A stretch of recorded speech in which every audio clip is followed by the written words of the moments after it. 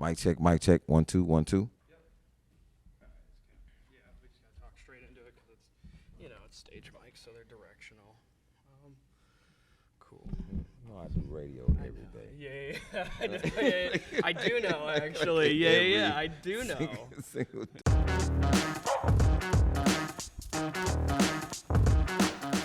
I just did a podcast with somebody. He kept directing me. I'm like, hey man, like 24 years, man. I've been talking to a mic for 24 years. I always feel some sort of obligation with comedians, regardless, to sort of tell them, because it's amazing. I mean, you know how many comedians you work with that don't that almost seem to not know how to use a microphone though.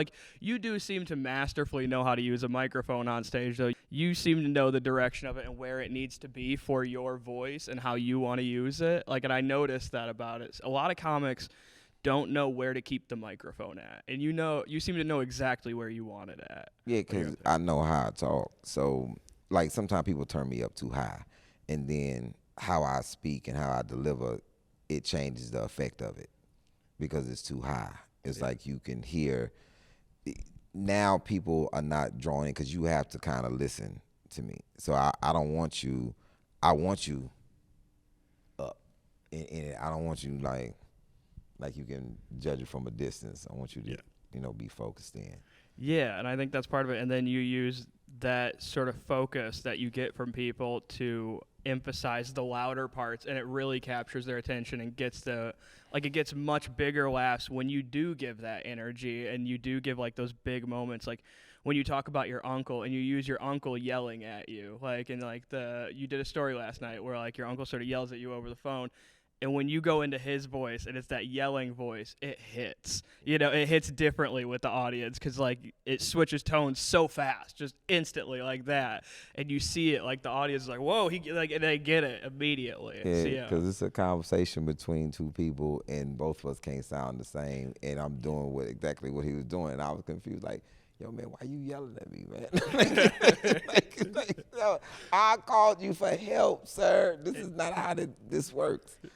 It's such a relatable story too. But every person has been in that situation where you just gotta buckle down and be like, "Please help me." And then they're like, "Are you serious right now?" They just want to give you shit for asking for help, and you're like, "I'm coming to you humbly right now. I get humbly, it, sir. I am on bending knees, sir. I just need the assistance." But that's what makes family, and that's what makes comedy, and that's what makes the situation. It can't be easy all the time. Some things when I call people it's very easy, and then it's my uncle. I need a little Tony Satcheris on my life. I call him for great entertainment. If I need to pick myself up, I go to Chick-fil-A and just order lemonade and fries. I know the service is gonna be so good, and it's gonna make me feel so good about myself. Then if I want to feel terrible, I call my uncle and ask him for help. Hey man, I have a board on my fence. There's a lot of boards on the fence. Which ones? Yeah, you could also just go to Popeyes as well if you want to feel bad about yourself. At least here, man, the Popeyes, they will not treat you nice. It doesn't matter which Popeyes you go to in Detroit. There's nobody with a good attitude at a Popeyes. Never. And they never have everything you want either. They're always out of at least 2 sides at a time. So they never have all the sides. Yo, ever. It's a KFC in Houston that's like that. Man, it's weird. How don't you ever have extra crispy? It's on the menu. It's something that you serve. Why wouldn't you cook extra crispy wings? They never have them. It's not like I can go when they first open. They don't have them. The rush hour lunch, they don't have them. The end, they don't have them. When do y'all cook them then? Because I know you have to cook them at some point. When do y'all cook them? It's so weird. The Popeyes by our place and here in Detroit never has mashed potatoes. How do you not ever have mashed potatoes? A lot of people It is like so them. simple to have mashed potatoes. It'd be wild. A lot of Yeah. That's what I went to with the wings. Apparently, everybody likes extra crispy wings, and I'm done with it. Just give me the original. Because what y'all are based on, y'all always have. Apparently, people don't like them that much. Yeah. But mashed potatoes is a thing. Popeye's mashed potatoes. They're not bad. They're pretty good. Yeah, they're all right. They not bad. Yeah. I mean, they're probably not good, but they're gravy not or no gravy. They not, because I don't never get the gravy. I'm like, Yeah. and they not bad. Yeah. Yeah. If you want an instant potato just in a cup, it's probably the worst. Probably something they do back there. If you looked at how they make the food, you would probably never eat it. There's somebody back there with just in a jug, just pouring it like pancake batter in a thing. Like, what is that mush that's in there? Oh, it's delicious mush. Yeah. It's. I was telling her the last time I went to the KFC out by our place, there was a mom worker behind the counter, and her 3 kids are hanging out in the lobby, and it's the only people in the lobby is those 3 kids. And I don't know that it's her kids. I just see 3 kids hanging out in the lobby at first, and then the kids, like one of them, like hits the other kid, and then like all of a sudden she stops taking my order to look at them and go, "Don't make me come out from behind the counter." And like they stopped immediately and sat in that booth. You like, ma'am, do you know that you're still at work? Yeah. I would not like you to come from behind. Yeah. Please don't make her come from behind the counter. She stopped my order to say, "Don't make me come out from behind the counter." And I look back like, yeah, I guess don't do that. I don't want to have to see what happens either. Because it's going to be brutal. Whatever it is, it's going to be brutal. Yeah. All right, cool. Well, let's get it. I didn't even do an introduction here. I'll do a quick. Yeah, exactly. We just hopped right into it. If you don't know me, you don't know me. Exactly. Anybody who doesn't know, Comedy Central's This Is Not Happening, Joe Rogan Experience, NBC's Bring the Funny, TikTok, Instagram, Facebook Reels. Those are blowing up for you lately. The social media stuff. Yeah, weird. Social media is doing well for you. We've got a lot of people. I mean, when people come to buy tickets, I ask them, I'm like, "How'd you hear about us?" or "How'd you hear about the comedian?" And you get a lot of people who come in and say, "TikTok. Heard about Ali on TikTok," or like saw him on Instagram. It's the weirdest thing to even hear that somebody found out about Ali Siddiq on TikTok. But it's that Father's Day joke. It goes around every year, and whatever platform takes it on, it just has a life of its own. And ever since it was big before it even got on Oprah's top Father's Day thing, but then once it was on there, it was extra. Yeah. Because people were like, yo, that's true. Father's Day is the worst holiday. So that's when it felt like things like really sort of shifted even more for you, is when Oprah put it on something? But actually, when the did shift in comedy didn't happen. Just that video went around like 2 years ago on Oprah's thing. Then it came back around. Ever since I've done it on Comedy Central, Father's Day, it comes around every year. When did you what do you think there's like a thing that you could feel if you look back, like I guess in your career, and like be like, that's the thing when I felt like tickets started or like people started coming out to see me more, Is there like something where like you felt people really started connecting with you more, or like when you started feeling like you saw more people coming out to see Ali, when more people wanted to take pictures after shows and stuff? It's weird because it's been like that since 2000. So I've been doing this 24 years, and I've been on TV or I've been on something every year except one of the 24. Since 2000. So people know me from so many different things. I don't have one group of people, and comics have to understand it's no one thing. Yeah. It's a group of things. It's the accumulation. It's the catalog of things that you've done. People will come see you in your life for different reasons. So let's go back to, you have a boost. I do Def Jam. All the years of Comic View, then I do Def Jam. Different platform, different group of people start to come out and see you. Then I switch from Def Jam, and I did something on Showtime. It shot in LA. Different demographics of people started to come see you from that. Then you switch, and then I was on, we fast forward, I've been on a bunch of stuff. We fast forward to Comedy Central. Comedy Central started bringing out the Comedy Central audience that's mixed with my original audience. Now it's all these kind of dudes who do different things in their life because I've gravitated in their space. Now on Comedy Central, you have another space of the Ari Shaffir space with This Is Not Happening. So now you have this group of weirdos who find out like it's a street dude that's a weirdo like us. That was how I found you. And This he's is not like, happening. yo, what the fuck is it? I saw like, Mexican in Boots, the prison Yeah. riot story. That was where I first saw you. So that's 17 years from where I started. Just think, I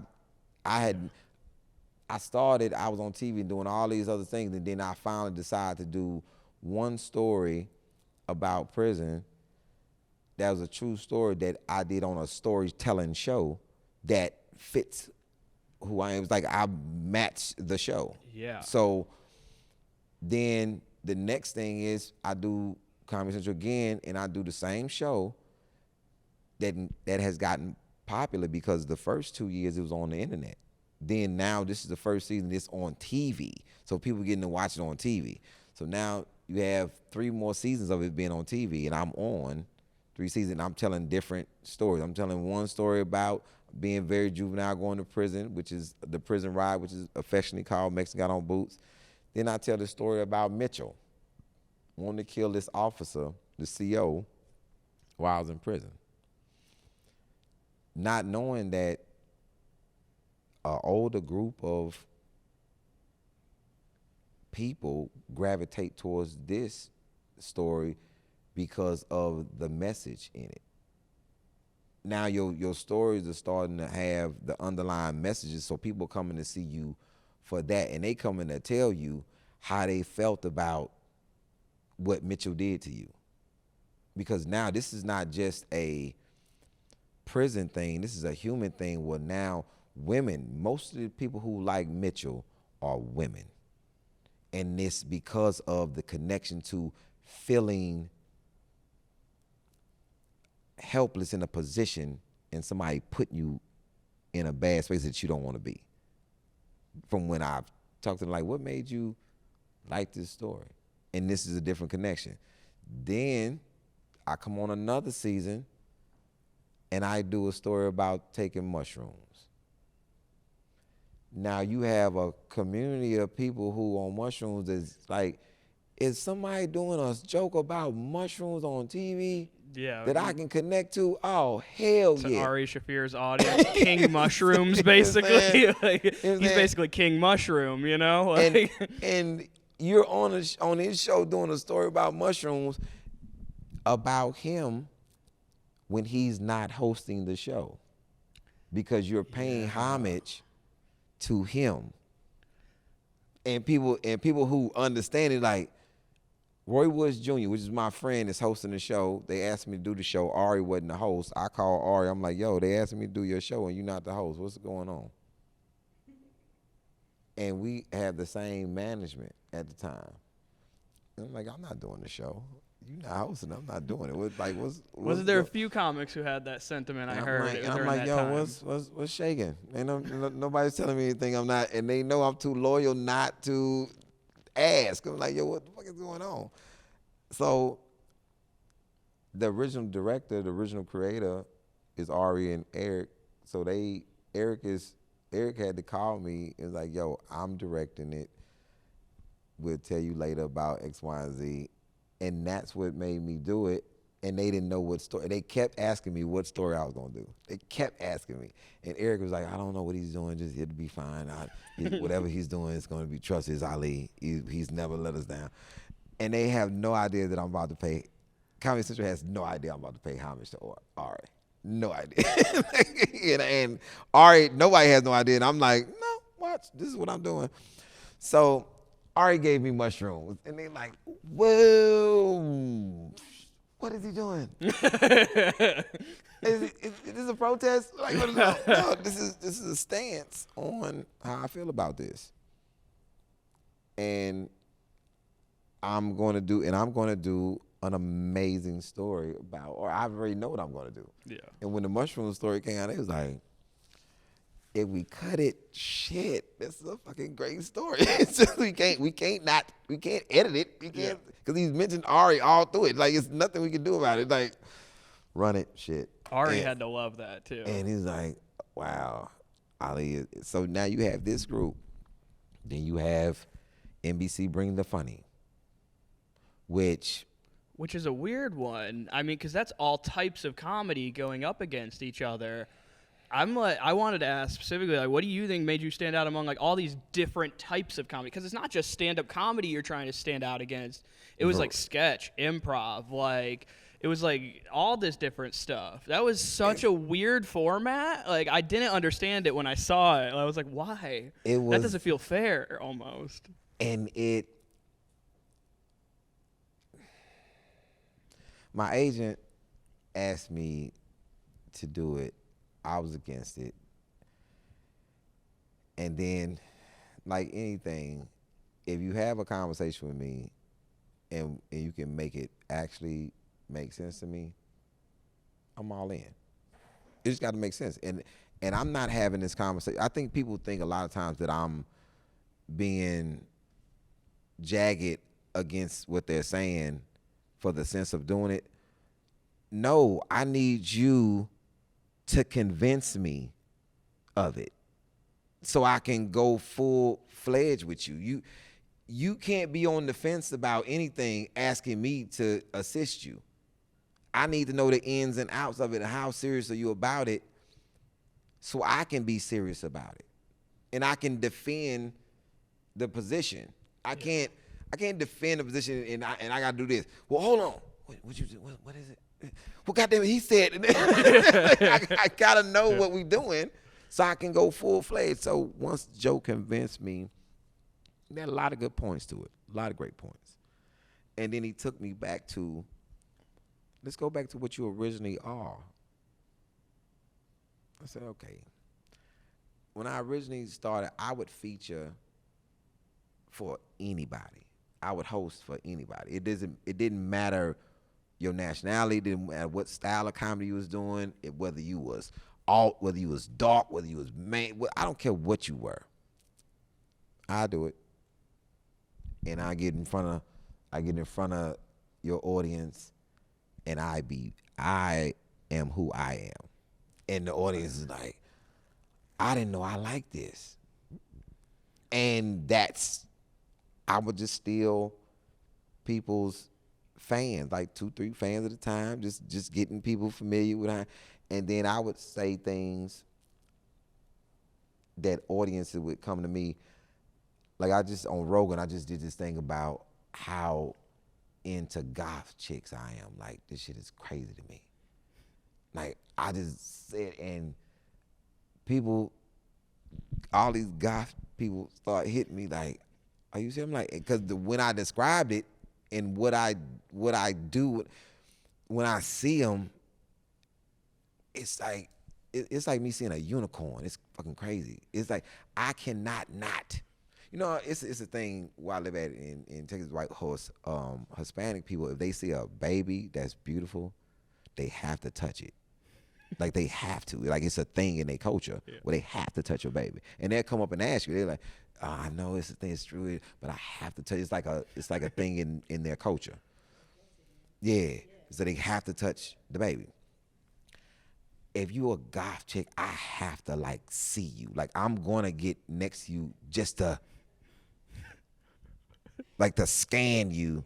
Like if you a goth chick, you can't even hide it. Like even if you think I haven't been next to you and scanned you, ask me something about you. I bet I'll tell you. And you like, how did you know that? Like I've already been next to you, like, and got your pheromones on me, like, and then dispersed. Like, I could feel your trauma. I don't know what it is. And this is when I knew that I had lost it. I was in New Jersey. I'm in this restaurant, and it's like 6 goth chicks at a table having like a little birthday party. Having a little goth brunch. And I'm eating, and I just can't. I keep looking over my shoulder, and I'm like, oh, that's crazy. But I know if it's a table of hot chicks, mass majority of dudes are gonna send drink over, a round of drinks or some food. They're gonna do something to let them know that they feel like they hot, no matter what nationality it is.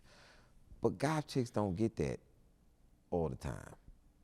So I'm in there and I just can't take it. And I'm not trying to be weird. I'm getting ready to leave. And so I leave and I go across the street because I didn't have any cash on me. I went and got some cash out of the Chase. And I came back and it's like it was right on time. Like the dude came and put their check down and I came and just put a bunch of money on the top of the check and just walked out. And it was like $300. And then they was looking at me like, thank you. I was like, oh, Goth Chicks. Goth Chicks smashed against the window.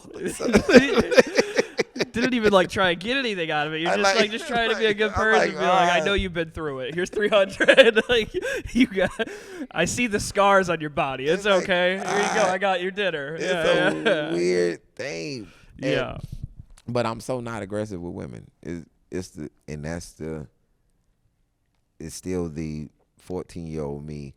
And a lot of them try and flirt with you too. And you're very nice about it. You know, I noticed after the shows, a lot of women like they try. You know, they talk to you. I mean, I'll just take the picture. Exactly. You take it. Oh, I'm not saying you're doing it. I'm like, you're just very nice about it, you know, but you get a lot. Like, that's the thing is you're not aggressive about it. I've seen comedians where like a woman flirts with them, you know, and they're like, oh, that's how what's going on? Like, you trying to meet later? You know, like, and they immediately are trying to spin it into something, you know, and you're just like, yeah, let's just get the picture. Thank you. I appreciate it. You're very pretty yourself. And like, you just like keep it moving, you know, like, but you've seen it. I know you've seen it too. We see it in comedy.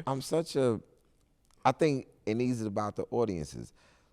Most people, like people who think they weird, like weirdo people who really think they weird, and then they get around me and be like, no, this motherfucker is weird. Like I'm not weird. Like it's weird people who come with other weird people and be like, no, look, watch.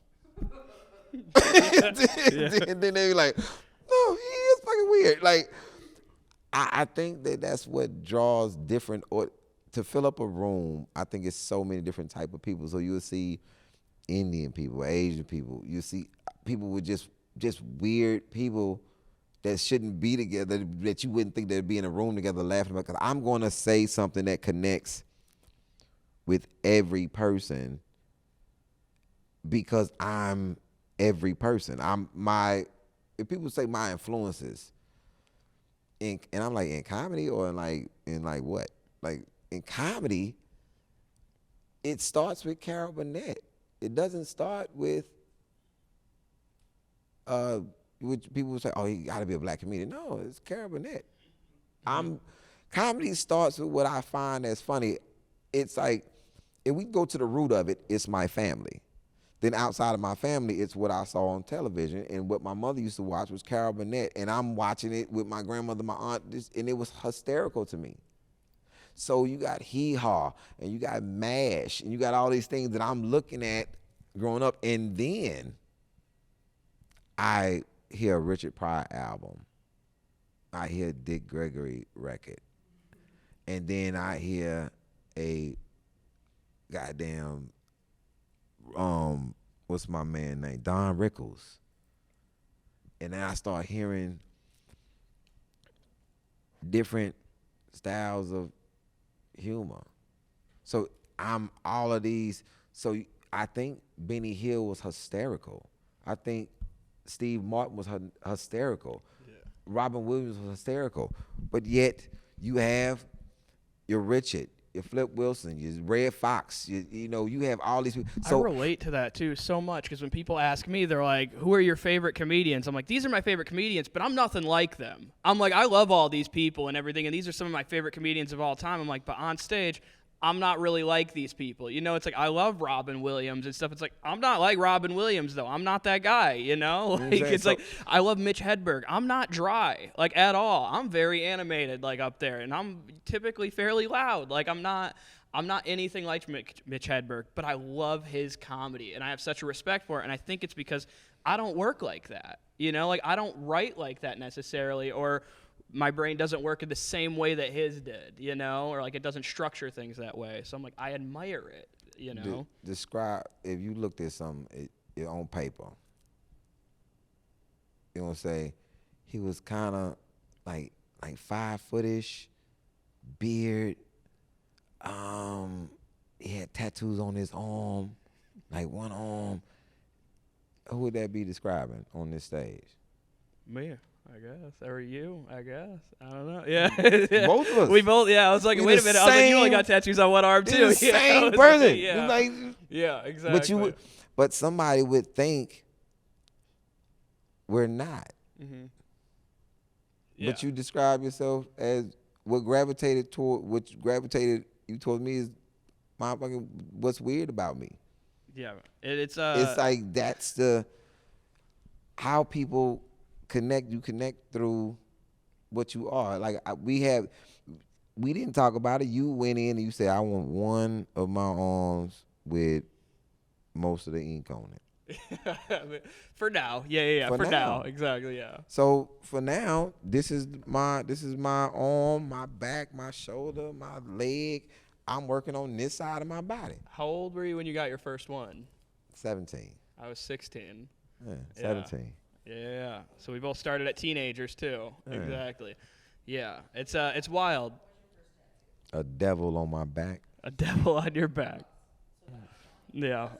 Ironically, mine was a cross. My dad took me to go get it when I was 16. Yeah, I covered it up. I had a great father, and it's like one of those things where like I was like another thing. It's like not the best fathers, I think, probably either. Like my dad, and like I won't even do I have like a whole fucking bit about it, but it's like the reality is I got it at 16, and my dad took me to the shop at 15, and they're like, nah, he's too young. Bring him back in another year. My dad took me at 15 to try to go get a tattoo, and he was like, yeah, no, you want these tattoos. I'm sure of it. Like, he's like, you said it your whole life. And, like, I did, and I still keep getting them, but, like, at 15, he took me, and they're like, sir, we can't do that. Bring him back in another year. You getting them because you have one.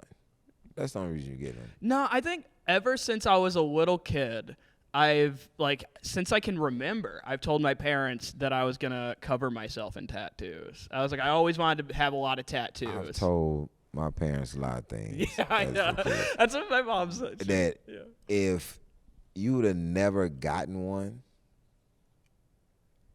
you'd have never did it. Because I remember this tattoo artist named Dago told me, he said, if this is going to be your only tattoo, never come back in a shop. Like if you ever come back in a shop, you're going to get a tattoo. Almost every single time I've ever been in a shop, I've gotten a tattoo. Like I can't even, and I sitting there trying to debunk what he said, going in there with somebody. I'm like, I'm not getting anything. Nothing's on my mind. I'm just in there just.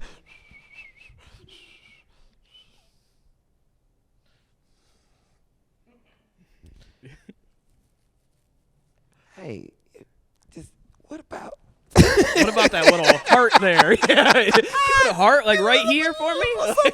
Yeah. Then I was like,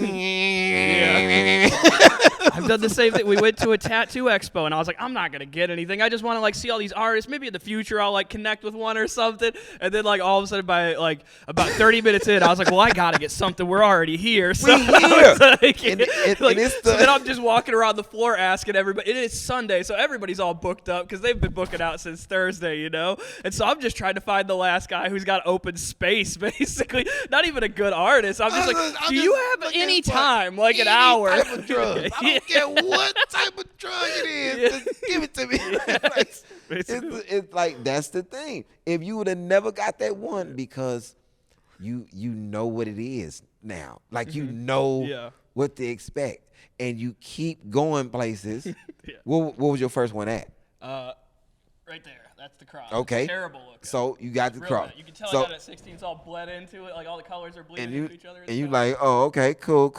Know what that feels like. But what about behind the neck? I was like, what if I put a ghost face blade right here? Let's see how tough this ankle is. Yeah. I'm going for kneecap next. I've done like behind the ear. I did like the hand. I'm going for kneecap. And it's like, I'm like. It's not even about the ink no more. It's about the placement and how fucking rugged you can do something. Like, it's like when people start showing tattoos, they show you the most rugged spot. Like, Yeah, but have you ever been up under here? Yeah. And you're like, damn. They're like, what about in the bottom of your foot? Like, yeah. You're like, nobody will ever see that. They're like, exactly, but it hurts so bad. Man, Like, okay. the gums, the Yeah. inside the hand. The tongue tattoos. Oh like, man, it's shit that you be like, save my man. I've been. Let me tell you, fellas who out there, if you don't have a high tolerance for pain, and I really don't care how high tolerance your pain is, don't ever go in there with a woman, cause this shit is. You talking about your masculinity being on the line. Yeah. Like, I'm in there and I am doing my back, and it's like he over my shoulder. I'm like, and it is a lady getting the inside of her thigh done, like very close to her vagina. She's like on her phone, like, I'm like, and she's like, no, he's like, no, you gotta get you, and she got her. I'm like, that gotta hurt. She's like, it's nothing. And I'm looking at her, and she looking at me. I'm like, I'm about to cry. And she, ma'am, you are the only reason I'm not crying because you're looking in my face. But I am. My fiance here has been with me on multiple tattoos that I've gotten, and she's literally stood there and like she'll wait for my eyes to just start watering, and she's like, "Are you crying, you bitch?" like she's like, "You're a pussy." Like she waits till the tears, till like my eyes water. Meanwhile, she's up on the. She's like, do my nipple. She's like waiting for a tear. Yeah. Like, I seen a lady. Her dude was in there crying, and she was holding her nipple. She's like, "Are you over there crying? I'm getting my nipple done." Yeah. And she was getting a son around him. I was like, and he was, I was like, oh shit. And I'm getting something. I'm like, let me get my shit together. She is getting her nipple done. God damn. Like, tattoos become about something else. Yeah. It really does. Oh man, that's hilarious. All right, well, we got to sort of wrap up. So I got a few questions that I actually want to get to. Okay. So you brought openers to bring for you. It's just something that you typically do, right? That I headline. Exactly. And was there a point in your career where you had somebody who like did that for you? Yeah, as well? DL. Yeah, everybody knows that's a very popular story. I was with DL for 4 years. I was with Bill for 4 years after that. Then I bounced around like with Bill Burr and Maz Jobrani.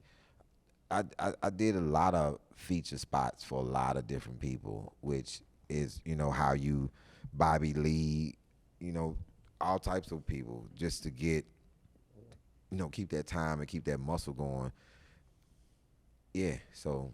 You're just sort of paying it forward now. No, I think that's just what I don't even think it's a paying it forward thing. I think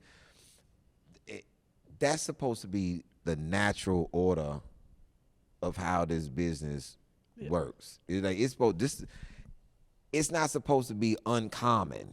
Yeah. That's supposed to just it's be very common in the club industry. how it goes. And like, people ask a lot though. They ask, hey man, how you get this. That's what somebody did for me. And Bill Bellamy did it for a lot of people. A lot of people were features for Bill. Like a lot of big people that's big now, whether it was Kevin, whether it was Lil Rel, whether it's Tiffany Haddish, me. And so many people was Bill's feature. DL, Malik S., which is one of the most phenomenal writers out, The Neighborhood, Black as Fuck, with he wrote a lot of things. It's like all these people, you supposed to do that. I don't know if it was talked about amongst the elders. Like when I talked to Dick Gregory and them, that was just something that they did. It was a part of the fabric, and I think it got lost. And so now when people do it, it's like it's admirable, and it's not. It's like this shit is fucking normal, like breathing, like it's supposed to be. It's supposed to do that for other comics that you feel less talented. Yeah, that's like I think at least for most comics, I think it's part of the dream is to like be able to bring people along with you and bring the people you want to open for you. And the people that you comfortable with, because the green room is a very intimate space, and if it's people that I don't know, I don't want people in there with me that I don't know. So you bring the people, and you just want to be comfortable, man, and in having a Kevin is really not my feature. He's not on the road with me like that. You know, Kevin ISO, he wanted to work on some stuff. And when you have friends that's headlining clubs, you call them like, yo, man, I'm working on something. I got 25 minutes I want to work on. Can I come out? Hell yeah. So it's that. Then John is a guy from Cleveland that I met 4 years ago that he just stuck. And I'm like, yo, man, just come on, rock with me. And, you know, he's been going now. I'm about to kick him out the nest. You get 4 years. You get fucking 4 years, and he going to talk about, well, the pandemic don't count. I don't give a shit about no pandemic. You getting your ass out of here. So the thing is, you groom somebody, and then they like, most of my guys have gone off to be with other people now. Like they feel they turn with me, then they go be with somebody else, then they go off to being by themselves. So the clubs, that's the thing. The clubs have to start looking at the people that people bring, because we know funny people, and a lot of times in the industry, they don't know what's going on. They busy doing club stuff. Yeah. In the agencies, they don't send agents out anymore to scout and look for people. So you got to do stuff on the internet to get out there, and once you get a like a following, or you get people backing you, or you get somebody to feature for you, go on the road, and hopefully you get in a position where enough people are coming to see you where you can headline these clubs and then move on to theaters, and if that's what you want to do. You know, I think that I don't want to bottle comics up to what you have to do in this business. You don't have to do anything. You can stay a journeyman if you want to. You can go to cruise ships. You can do whatever you want to do in this business, as long as you continue to cultivate your craft of comedy. Doesn't matter what you're doing in that. Yeah. That'll lead me perfectly right into one of my final questions. What are your favorite places you've ever performed at? You're from Houston. For me, one of my favorite places I've ever performed at is the venue I used to go at to see all of the bands play and everything. That was like down the street from me, and I got to open for Brian Posehn there.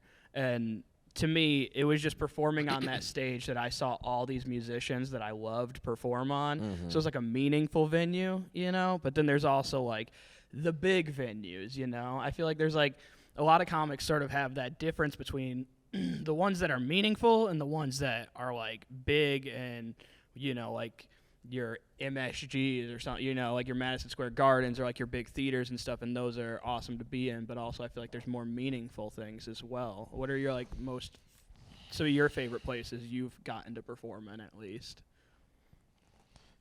I'm grateful for every space, no matter the size.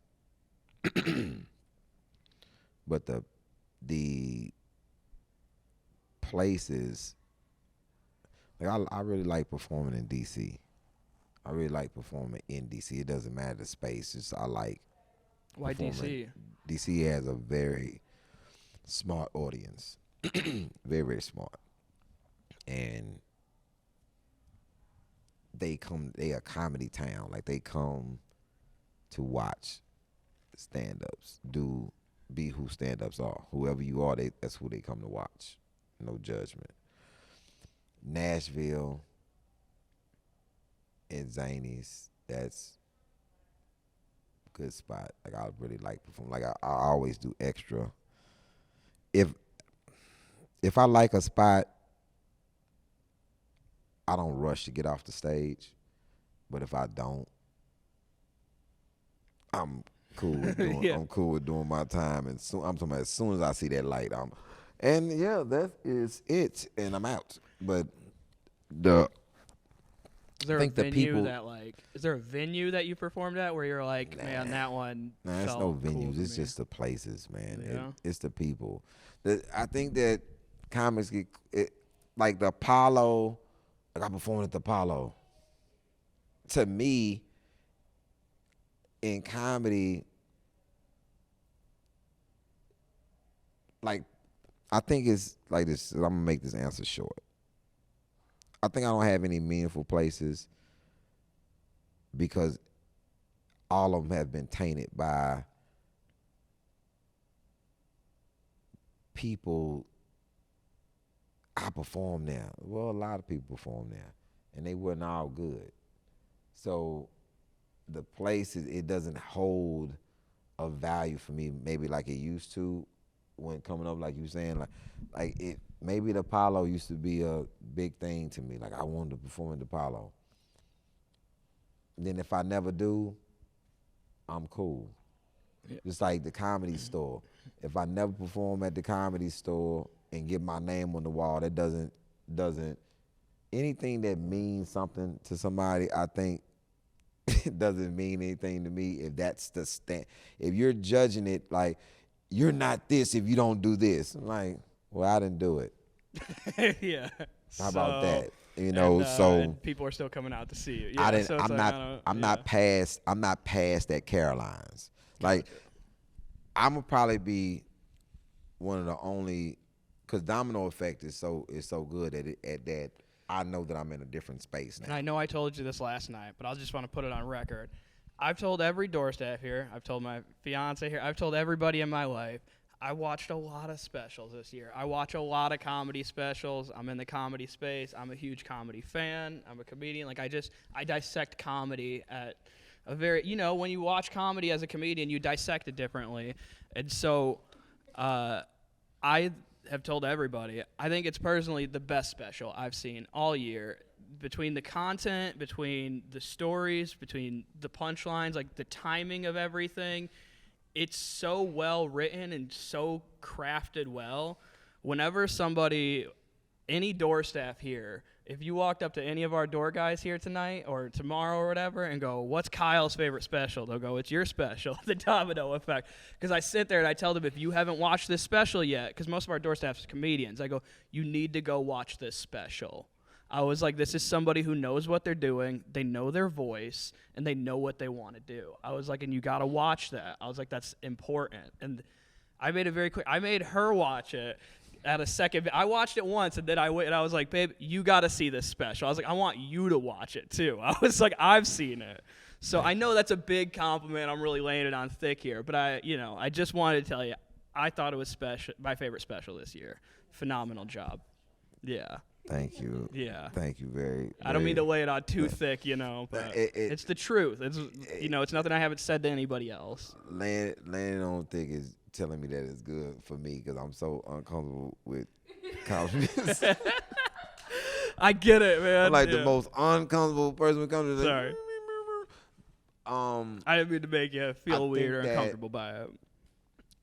It's in because the critics that all the things that people say about these specials or whatever, me just want to do good work, and I think that's being in that space.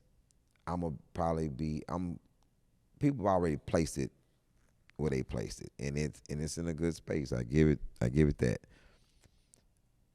But I'll be the person that, out of all the 10, say you had top 10 specials ever to be done, and I'm in that place, I'll probably be the only one that's not past at Caroline's and not on the wall at the Comedy Store, don't have a picture hanging up. They were like, so who is this guy right here? It's like, oh, that's the unmasked phantom of comedy. But when you mention Mitch Hedberg, these are people that Bill Hicks is the guy who I think that I'm chasing. Because Bill Hicks is this guy out of Texas that everybody pays homage to and they know him. And you see his face here and there, and you'll be like, who's that guy? They'll be like, oh, that's Bill. And people will say it just like that. Oh, that's Bill Hicks. And you like, who is Bill Hicks? And then you go find him, and you're like, oh, he did very good work. I'm going to be one of them guys. He was like, yo, man, like Franklin the Jai is amazing. But I'm going to be one of them guys in that space where people talk about as if I didn't live. They were like, no. The legend of comedy is this guy named Ali Siddiq. he did everything with no industry. It was crazy. Well, with that said, let's wrap it up. The legend, as he said, Ali Siddiq, everybody. Appreciate you doing the podcast. Thank you so much, everybody, for watching. Take care and tune in again next week.